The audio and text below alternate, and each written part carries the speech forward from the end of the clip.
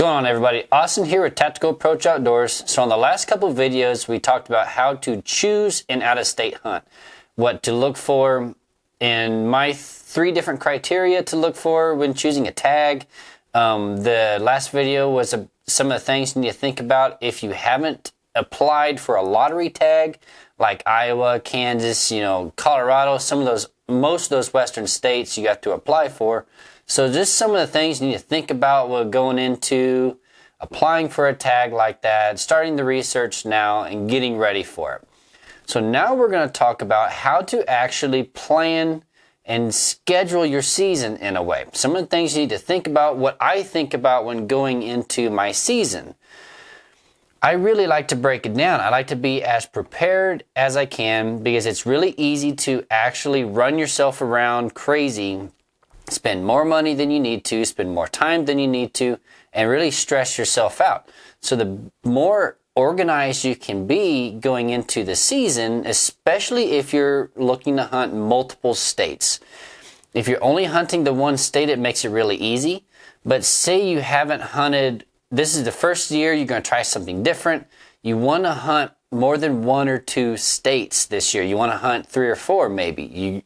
You're feeling ambitious? Let's go for it. This last year was my first year actually hunting 4 different states. And it's a lot, let me tell you. But especially, you've got a full-time job that you're still dealing with. But it's not impossible. As long as you organize your season in a way, you can be very successful at it. Coming up this next season, I'm actually looking into doing the same thing, hunting 3 or 4 states this next season. I thoroughly enjoyed that this year, so I'm definitely going to do it again this year. So I'm going to dive into the details of what I do when looking into how to prepare my season, how to organize it and plan it. That way I can go into it as prepared and ready to just hunt. Just scout and hunt, find the deer, and we're good to go. Especially with spring scouting coming up, I need a plan. That way I know exactly how to scout that property that I'm looking to go to. So let's dive into it.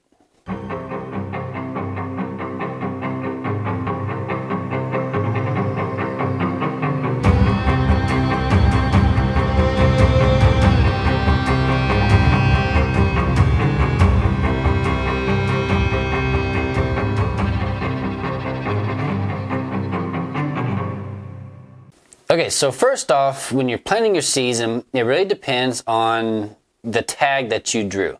So if you drew a rifle tag, you're very limited to when you can hunt. So that makes it really easy for you to figure out what time of year you're going to hunt because you're very limited on when you can hunt.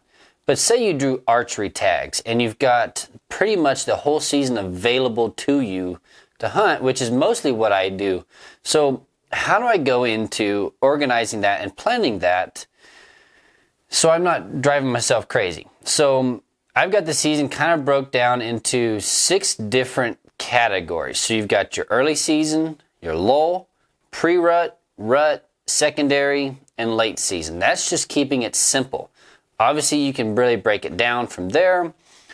How pressured your property is, where you're located, if you're more of a northern state, if you're more of a southern state. The dates there can get different. So just do your research into when these particular times of the season hunt. But those are the main portions of the season for you to think about when you're thinking about scouting these properties. So for me, Kentucky for me is my priority early season through the lull. Okay, so they have a season opener this year. It's September 3rd, and I'm going to plan on hunting that through middle of October. So that gives me a month and a half to hunt that particular property. The reason I'm doing that is because I want to save my Missouri tag and my Kansas tag for middle of October through November. I want to hit that pre-rut and I want to hit the rut in those 2 states.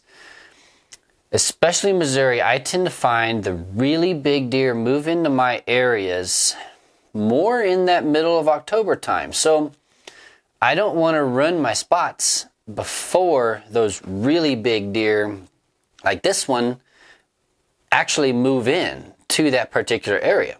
So if I blew out my spot early season, early October, before this guy moved in, I wouldn't have shot this deer because there wouldn't have been any deer there. I'd have spooked out all the does and all the young bucks. So I want to save my rut tags for Kansas and Missouri. So I used my rut tag in Iowa this last year, so I can't use an Iowa tag during the rut this year. So that's another reason I decided to go with the Kansas tag. So that gives me 2 very strong tags going into the rut. And with Missouri, I can shoot 1 buck prior to gun season. So that's the second Saturday in November. And then after that, I can shoot my second buck. So in that period of time, from say October, was 16th, through the end of November, I can hunt. I got 3 strong tags of it available to me. So that's why I planned Kentucky for that first month and a half. That gives me plenty of time to put a pattern on some big deer, and I know there's some big deer there, and I've got a very good idea of how that property is working. So that's why I feel very confident in using Kentucky for that earlier season through the lull. And then come December, that opens up to now what's available. What tags have I filled? What tags have I not filled? So looking into possibly drawing an Iowa tag, I want to probably draw a firearms tag. Well, I'm going to have to draw a firearms tag this year. So which one do I want? Do I want the shotgun tag and hunt a little bit more of the middle of December, or do I want to wait and get that muzzleloader tag and hunt end of December into January? So that's something I haven't really made up my mind about yet. I'm still working on that. I'm leaning towards that second muzzleloader tag because it gives me 8 days to be in the woods. The first muzzleloader, it's only like 4 days. That's awfully fast. So I'm looking at probably that second shotgun. We'll see. So that's still to be determined. So that's going to be my priority in December.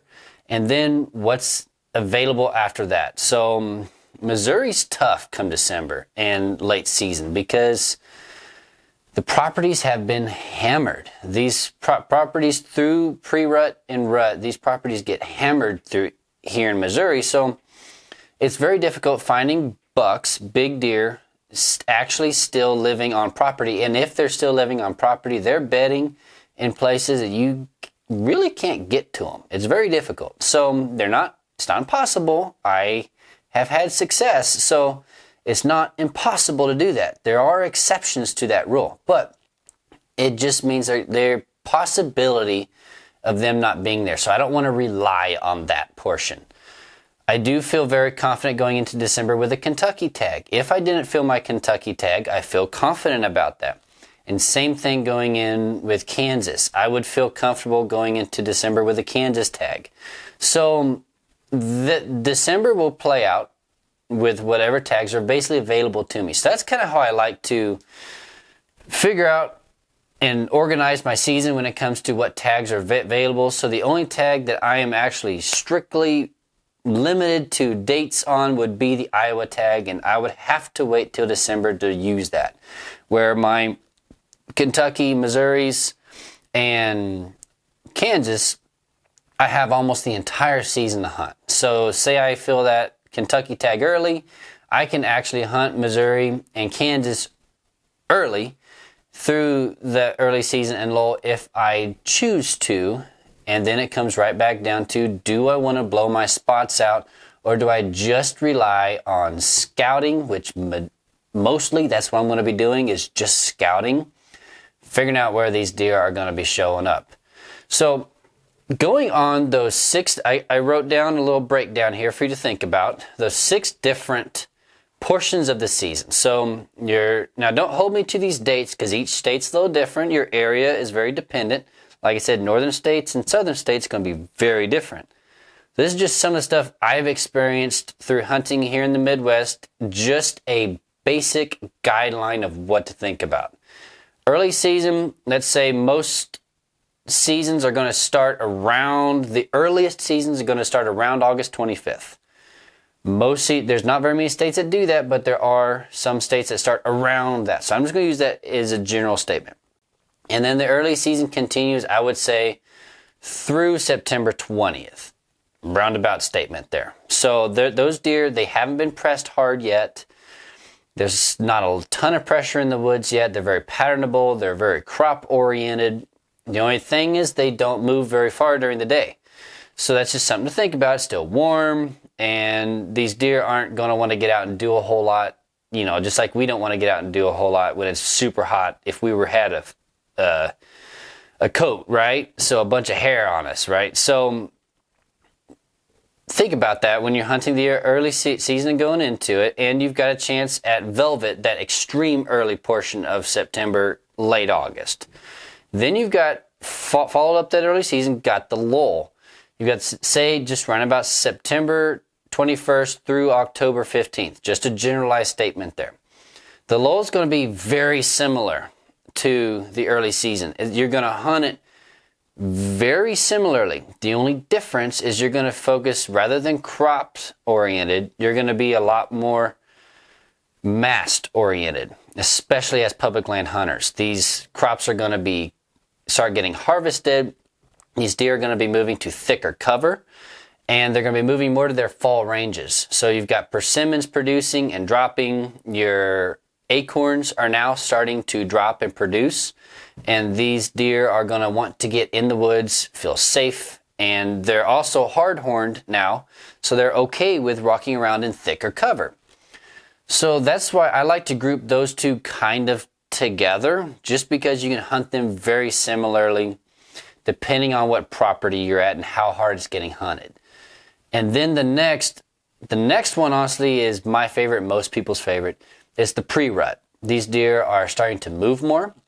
The scraping is really picking up, and they're getting aggressive. So the lull is a great time to actually find those early scrapes. If you can find those early scrapes during the lull, you could shoot a very mature deer very early in the season, very early in October. And that's an awesome time to do that. I shot 2 big deer this year from October 15th through October 20th. So that's the end of the lull to beginning of pre-rut time right there. That little transition there, that it's called, a lot of people are calling it scrape week. So, I mean, these deer are scraping extremely aggressive during that time, and I have found scrapes even earlier in October and seen bucks using scrapes early in October, and that's very property dependent. It also depends on the time of year. I've noticed if we get a little bit cold early in October, we're good. If it stays warm, then possibility of those scrapes getting pushed back just a little bit. That's very dependent. So just scout and figure out what your property's doing. So pre-rut's a great time. They're still patternable, very patternable, just like the lull, except they're moving more now during daylight. We're starting to get some cold fronts so we can hunt. And then comes a time of year that's very difficult to hunt. It's the rut. Now, people think this is the best time of year to hunt, but if you're hunting a specific deer, which on public land is very difficult to do, if you're hunting a specific deer, that makes it horrible, because that deer is extremely unpredictable. He's moving miles in search of hot does, and he could be shot at a property that's like 5 miles away, totally in a, non-core area. And at the same time, you can do the same thing. You can shoot a huge non-core buck that's, multiple miles from his core ground because he found a hot doe in that area that you're hunting. So there's a little balancing effect there. But if you're hunting a specific deer, that's a very difficult time to hunt. Find the does, find the funnels and pinch points, and you'll be good. Now, another great time of year to hunt is pretty close to when I shot this deer, actually, was that time period that transitioned from the rut into the secondary rut. It's very similar to the pre-rut, where these deer aren't chasing quite as hard. They're starting to scrape again. They're coming back to their core area and focusing more in that core area on the does that are there. And then they're searching for those does that were missed, the younger does that are just coming into their first estrus cycle.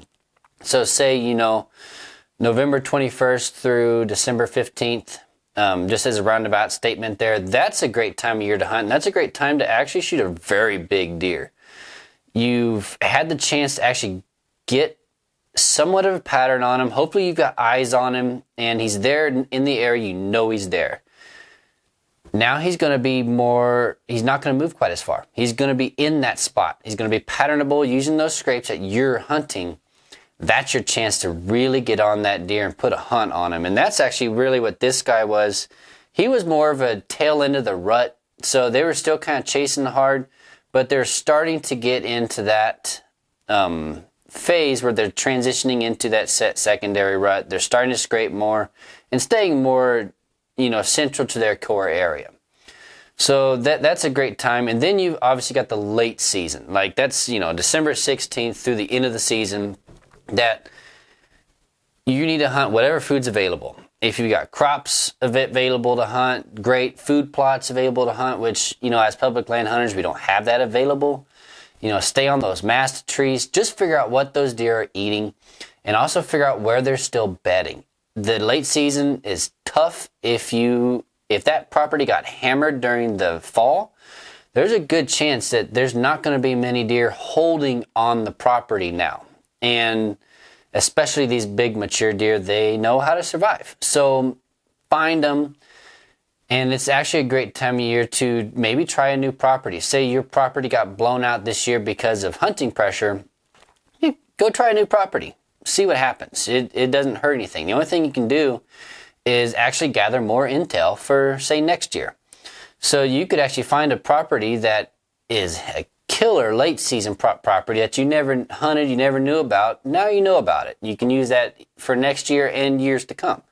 So December can be a very interesting time. It's very dependent on hunting pressure.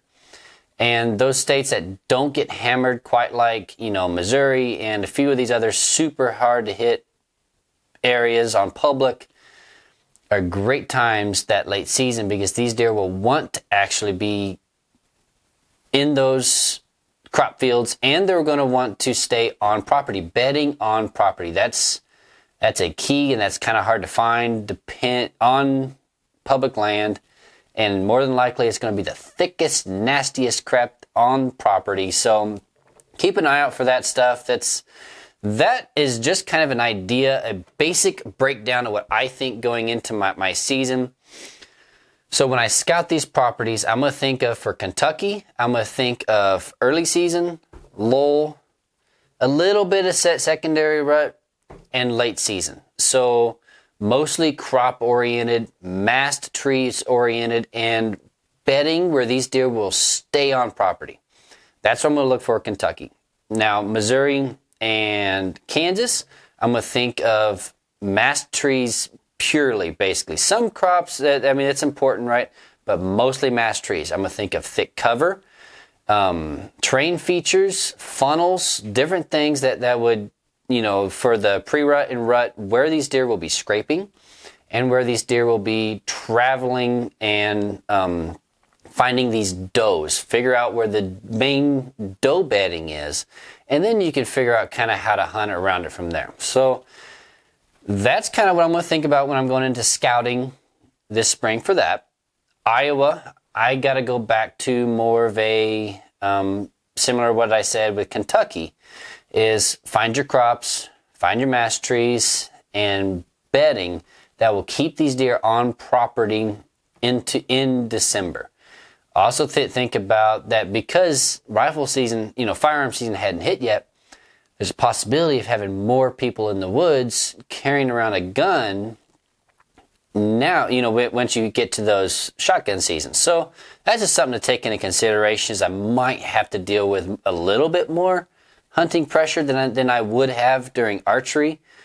But at the same time, there's so many people wanting that archery tag that I might be good come December. So that part I don't know, because I haven't ever hunted that time of year up there at that property. So that'll be kind of figuring it out as I go. So I'm going to be looking for that, the mast trees close to the crop fields that are still being used, and with some kind of bedding cover close. So that's kind of how I'm going to scout this year. Knowing what my next fall is going to look like, I've got that plan together. I'm going to take that plan and I'm going to scout for that plan. And that's what I'm going to plan my spring scouting around. So that kind of gives you an idea of what I think about. There's a whole lot that goes through my mind when I'm thinking about putting together a season and where these deer might be holding. So I hope that helps give you some ideas. As a whole lot of information, a whole lot of ideas that I just gave out right there as a longer videos than what I was thinking was going to happen. So, but that's okay. So hope that helped, guys. If you liked the video, please hit that like and subscribe button to keep up with the rest of our content. And we're going to finish up this month on non-resident hunting and kind of planning for our spring scouting coming up in February through April. So thanks for watching, guys, and I'll see you on the next video.